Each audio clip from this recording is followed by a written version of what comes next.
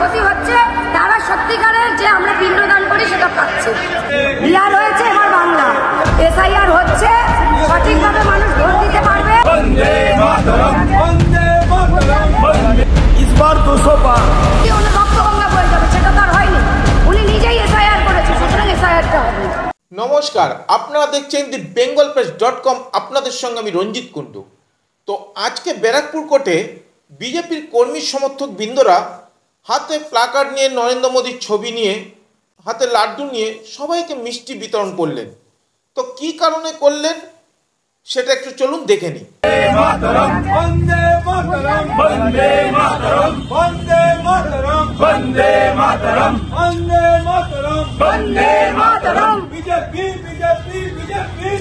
বিহার হয়েছে, এবার বাংলা।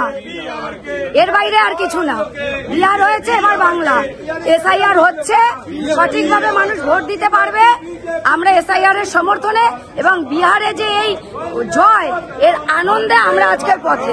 আগামী দিনে বাংলা আটকাবে কি করে? উনি তো বলেছিল যে এসআইআর হলে ওনার গায়ের উপর দিয়ে ওনার রক্তগঙ্গা বয়ে যাবে, সেটা তো আর হয়নি। উনি নিজেই এসআইআর করেছে, সুতরাং এসআইআরটা হবে। ইসবার 200 পার এটা 21 বলেছিল, কিন্তু কাজ হয়নি। সেই ব্যাপারে এবার এসআইআর হয়েছে, এবার হবে। এসআইআর হয়েছে, আর মৃত বাবা মারা ভোট দিতে আসবে না। তাদের সদ্গতি হচ্ছে, তারা সত্যিকারের যে আমরা পিণ্ডদান করি সেটা পাচ্ছে।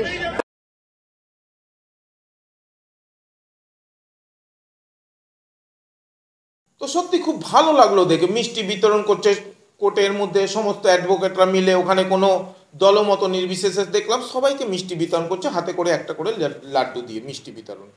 তো ভালো কথা। কি কারণে করলো আপনারা জানলেন, যে বিহারে জিতেছে বলে বাংলা, তাই ওরা আনন্দে নাচছে।